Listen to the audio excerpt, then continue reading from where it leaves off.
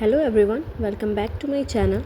आज हम class 9th का चैप्टर पढ़ेंगे, सोशल साइंस की पढ़ेंगे। लेकिन मैं आपको ये बताना चाहती हूँ कि जो 2026 से 27 तक में एनसीईआरटी की बुक्स में काफ़ी चेंजेस हुए हैं। अब पहले जो उसका फर्स्ट चैप्टर था डेमोक्रेसी क्या है, पॉलिटिकल साइंस का, अब क्या है कि एक ही बुक कर दी गई, उसी में हिस्ट्री, पॉलिटी, इकोनॉमिक्स, जियोग्राफी सारे एक ही बुक में हैं। तो उसी बुक से मैं आपको चैप्टर 1 पढ़ाने वाली हूँ आज। तो पहले हम देख लेते हैं कि बुक किस तरीके का दिखता है, जो न्यू एनसीईआरटी है। पहले सबसे पहले देखेंगे वो दिखता कैसे, फिर उसके बाद उस चैप्टर के बारे में बहुत डीप एक्सप्लेनेशन करेंगे और लास्ट में मेन पॉइंट्स और कुछ क्वेश्चन भी डिस्कस करेंगे। तो वीडियो को एंड तक ज़रूर देखिएगा। तो चलिए स्टार्ट करते हैं आज की क्लास। तो न्यू एनसीईआरटी इस तरीके की दिखती है, understanding society India and beyond. इसके अंदर ही सारा कुछ है आपका, पॉलिटी, ज्योग्राफी, इकोनॉमिक्स, सारा जो आप अलग अलग पहले पढ़ते थे अब सब एक ही बुक में है। तो आप देख लीजिए ध्यान से आपकी न्यू एनसीईआरटी किस तरीके की दिखती है। तो हमारा फर्स्ट चैप्टर है अंडरस्टैंडिंग सोशल साइंस। तो पहले हम पढ़ेंगे कि सोशल साइंस होता क्या है। सोशल साइंस का सिंपल मीनिंग है ह्यूमन बीइंग, सोसाइटी और उनके रिलेशनशिप्स को सिस्टमेटिक तरीके से पढ़ना।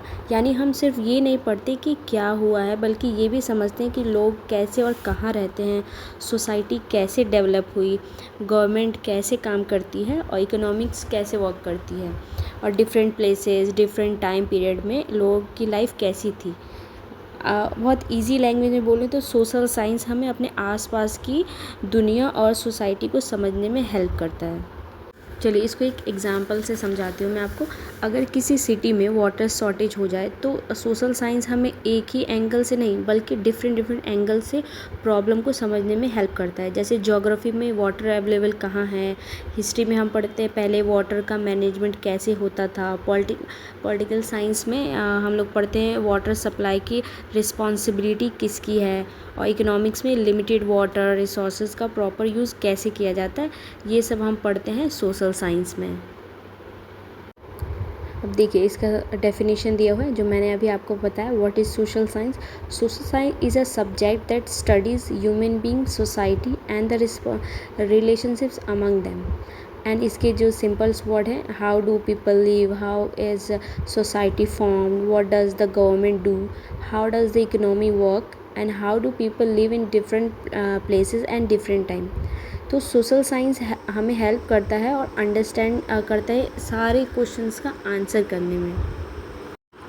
अब इसकी हम main branches of social science की पढ़ लेते हैं कि इसके कौन से ब्रांचेस हैं जो हमें सोशल साइंस में पढ़ना पड़ता है। पहला है हिस्ट्री। हिस्ट्री क्या है? History tell us about the past. ये हमें पास्ट के बारे में बताता है। हिस्ट्री हमें बताता है कि पास्ट में लोग कैसे रहते थे, सोसाइटी और सिविलाइजेशंस कैसे हुआ, सोसाइटी में क्या क्या चेंजेस आए। जैसे कि एग्जांपल, जैसे इंडिया का फ्रीडम मूवमेंट हम हिस्ट्री के थ्रू समझते हैं कि ब्रिटिश रूल क्या था, इंडियन पीपल ने विरोध कैसे किया, रेसिस्टेंस कैसे किया, फ्रीडम मूवमेंट कैसे डेवलप हुआ, इंडिपेंडेंस हमें आज़ादी कैसे मिली। ये सब तो हम हिस्ट्री में ही पढ़ते हैं ना, किस तरीके ब्रिटिश ने हम पे रूल किया, फिर हमें आज़ादी कैसे मिली। हिस्ट्री का पर्पस सिर्फ यही है, हिस्ट्री का पर्पस सिर्फ हमें डेट्स याद करना नहीं बल्कि उसके फैक्ट्स को और उसको याद समझना है।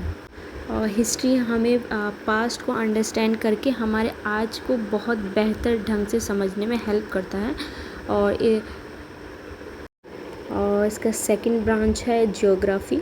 ज्योग्राफी सिर्फ हमें मैप्स या कंट्रीज़ के नाम याद नहीं कराता, बल्कि ये हमें समझाता है कि अर्थ, पृथ्वी कैसा है, डिफरेंट प्लेसेस का इन्वायरमेंट कैसा है, क्लाइमेट का क्या इफ़ेक्ट है, माउंटेन्स, रिवर्स और नेचुरल रिसोर्सेज कैसे इंपॉर्टेंट है, ह्यूमन और इन्वायरमेंट के बीच क्या रिलेशनशिप है। अगर किसी एरिया में बहुत ज़्यादा रेनफॉल होती है, जैसे हम एक एग्जांपल से इसको समझ रहे हैं कि अगर किसी एरिया में बहुत ज़्यादा रेनफॉल होती है तो वहाँ के लोगों का लाइफस्टाइल, एग्रीकल्चर, हाउसेस भी उस इन्वायरमेंट से इन्फ्लुएंस हो सकते हैं। इसलिए जियोग्राफी हमें ह्यूमन बीइंग प्लस इन्वायरमेंट दोनों का रिलेशनशिप बताता है। और थर्ड ब्रांच है हमारा पॉलिटिकल साइंस। पॉलिटिकल साइंस को मीनिंग हम समझते हैं कि पॉलिटिकल साइंस हमें हेल्प करता है understand the government, politicals law, constitutions, right and duties of citizens. Political science हमें ये भी बताता है कि स्टेट क्या है, गवर्नमेंट कैसे वर्क करता है, डेमोक्रेसी क्या है, कॉन्स्टिट्यूशंस क्या है, और सिटीज़न का राइट और ड्यूटीज़ क्या है, इलेक्शंस कैसे होते हैं, पॉलिटिकल इंस्टीट्यूशंस कैसे फंक्शन करती है, कैसे काम करती है। जैसे हम इलेक्शन में वोट देते हैं, ये पॉलिटिकल साइंस से रिलेटेड है क्योंकि वोटिंग डेमोक्रेसी और सिटीजनशिप का पार्ट है। और ऐसे ही संविधान, कॉन्स्टिट्यूशन हमें गवर्नमेंट को पावर और सिटीजन के राइट्स के बारे में समझाने में हेल्प करता है। और सिंपल वर्ड में मैं आपको समझाऊँ तो पॉलिटिकल साइंस हमें समझाते हैं कि सोसाइटी और पॉलिटिकली कैसे गवर्न करता है, कैसे काम करता है। और फोर्थ ब्रांच हमारा इकोनॉमिक्स। इकोनॉमिक्स का बेसिक क्वेश्चन है कि रिसोर्सेज लिमिटेड हैं तो उनका बेस्ट यूज़ कैसे किया जाए, जिसका एक डेफिनेशन है यहाँ पे। Economics help us understand how people produce, consume, save and spend goods and services. जैसे हमारे पास रिसोर्सेज अनलिमिटेड नहीं हैं, जैसे मनी है वो लिमिटेड है, वाटर है लिमिटेड है, लैंड लिमिटेड है, नेचुरल रिसोर्सेज लिमिटेड है, इसलिए हमें चॉइसेस करनी पड़ती है। जैसे कि हम एग्जांपल से समझते हैं, जैसे आपके पास 500 हैं और आपको एक बुक भी ख़रीदनी है और एक अपने लिए ड्रेस भी ख़रीदनी है, तो आप सोचेंगे कि आपको ज़रूरत किसकी सबसे ज़्यादा है, किसकी एबिलिटी आपके सबसे ज़्यादा ज़रूरत किस चीज़ की है, तो आप अपने पैसे को उधर यूज़ करेंगे जिधर आपके ज़रूरत ज़्यादा होगी। इकोनॉमिक्स हमें रिसोर्सेज और चॉइस को समझाने में हेल्प करता है। अब ये पॉइंट देखिए, why do we study social science, कि हम सोशल साइंस क्यों पढ़ते हैं, हमें इसकी ज़रूरत क्यों पड़ती है पढ़ने की। ये एक एग्ज़ाम के लिए बहुत इम्पॉर्टेंट क्वेश्चन है। सोशल साइंस पढ़ने के सेवरल पर्पस है हमारे पास, जैसे it's help us understand our world and our society. मतलब हम जिस सोसाइटी में रहते हैं उनके रूल्स, इंस्टीट्यूशंस, रिलेशनशिप्स और प्रॉब्लम को बेटर अंडरस्टैंड कर पाते हैं। और सेकंड है, it develops critical thinking and the ability to ask questions.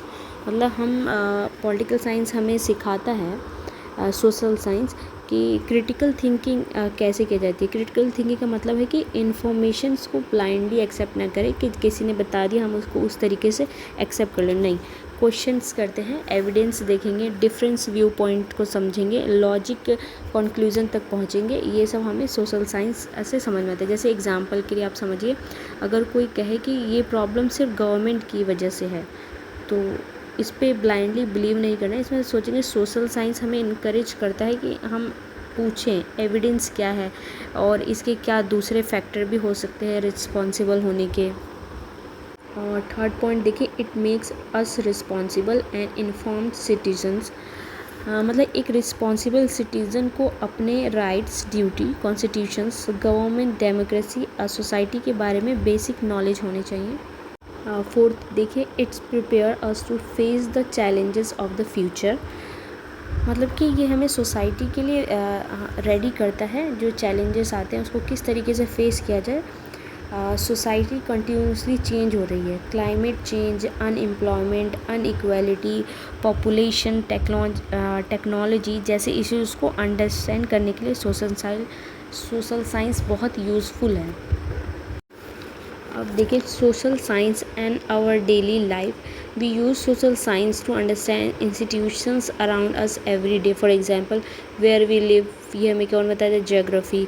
Home we vote for, ये हम किसको वोट देंगे, ये political science. Why we buy things, economics. How the best affects our life, ये कौन बताता है हमें, history. So social science is not just for exam, it is the part of our daily lifes. अब ये concept समझिए, वसुदेव कुटुंबकम। वसुदेव कुटुंब, इसका मीनिंग क्या है, the world is one family. मतलब कि पूरी दुनिया एक परिवार की तरह है। वसुदेव कुटुंब यानी कि हम सिर्फ अपने फैमिली, कम्युनिटी या कंट्री तक लिमिटेड थिंकिंग नहीं रखते, बल्कि एंटायर ह्यूमैनिटी को एक लार्ज फैमिली के रूप में देखने को और इसके आइडिया को समझते हैं। इस थॉट का मैसेज है ह्यूमैनिटी के साथ respect, corporation, harmony, mutual understanding. जैसे डिफरेंट कंट्रीज़ के लोग अलग लैंग्वेज और कल्चर को फॉलो कर सकते हैं, लेकिन ह्यूमन बीइंग के रूप में उनके बीच कॉमन कनेक्शन होता है।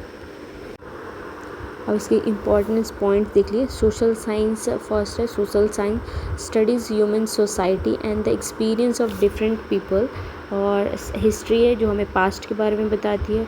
और थर्ड है ज्योग्राफी जो हमें place, environment, human environment relationships के बारे में बताता है। और फोर्थ है पॉलिटिकल साइंस। पॉलिटिकल साइंस हमें स्टेट, गवर्नमेंट, डेमोक्रेसी, कॉन्स्टिट्यूशंस और सिटीजनशिप्स के बारे में बताता है। और फिफ्थ है economics, resources, production, consumption and economics choices के बारे में बताता है। और सिक्स्थ है all branches of social science are interconnected, सब एक दूसरे से जुड़े हुए हैं। एंड सेवन है social science does not just give facts but help in critical thinking and understanding, जो मैंने आपको भी बताया, समझाया कि हमें क्रिटिकल थिंकिंग को समझने में भी बहुत हेल्प करते हैं। एक ये पॉइंट्स है, एक ये पॉइंट्स समझिए। इंडियाज़ नॉलेज एंड ट्रांजिशन, कि न्यू एनसीईआरटी अप्रोच में इंडियन पर्सपेक्टिव और नॉलेज ट्रांजिशन को भी इम्पोर्टेंस दी गई है। इसका मीनिंग ये है कि नॉलेज को सिर्फ एक पर्टिकुलर पर्सपेक्टिव से नहीं देखना चाहिए। इंडियन ट्रांजिशन में नेचर, सोसाइटी और ह्यूमन लाइफ को इंटरकनेक्टेड वे में समझने की ट्रांजिशन मिलती है। जैसे एग्जाम्पल है पंच महाभूत। इसमें क्या है, ये पंच मतलब है 5, महाभूत मतलब ग्रेट एलिमेंट्स। ये इंडियन ट्रांजिशन में 5 एलिमेंट्स की कॉन्सेप्ट मिलती है। जैसे फर्स्ट है earth, second water, 3 fire, 4 air, 5th है space. It is a scientific approach to understand the connection between nature and society and human life. और इस चैप्टर से रिलेटेड मैंने 5 इंपॉर्टेंट क्वेश्चंस बनाए हैं। देखिए फर्स्ट क्वेश्चन है व्हाट इज़ सोशल साइंस। इसका आंसर है social science is the study of human beings, society, their relationships and the environment. And the second question है what are the main branches of social science, जो मैंने पढ़ाया आपको। First history, geography, political science and economics. Question third है in what way is political science is important. And इसका answer it help us understand the state, government, politics, constitution, right, duty, democracy and political institutions. And fourth question देखिए why is social science important in our daily life. And answer is because it help us understand society, government, economy, environment and the past so that we can live better and be responsible citizens. And fifth question last, what does Vasudev Kutumbakam mean? And the answer is the whole world is one family, मतलब पूरी दुनिया एक परिवार की तरह है। तो आज की क्लास हमारी यहीं पे एंड होती है। आई होप ये चैप्टर आपको काफ़ी अच्छे से समझ में आया होगा। ये new NCERT based first chapter है, अंडरस्टैंडिंग सोशल साइंस। तो मैंने पूरी कोशिश की इसको सिंपल वे में और पॉइंट वाइज एक्सप्लेन करने की। आई होप आप सबको ये वीडियो काफ़ी पसंद आया होगा। अगर आपको वीडियो अच्छी लगी हो तो वीडियो को लाइक करें, और इससे रिलेटेड आपके मन में कोई भी क्वेश्चंस हो, डाउट हो तो प्लीज़ कमेंट ज़रूर करें। और चैनल को सब्सक्राइब कर लें, बेल आइकन प्रेस कर लें कि इसके बाद आने वाले नेक्स्ट चैप्टर की वीडियो आप तक सबसे पहले पहुँच जाए। तो इसको पढ़ते रहिए, रिवाइज़ करिए, इसको अंडरस्टैंड करिए। मिलते हैं न्यू क्लास में न्यू चैप्टर के साथ। Thank you for watching.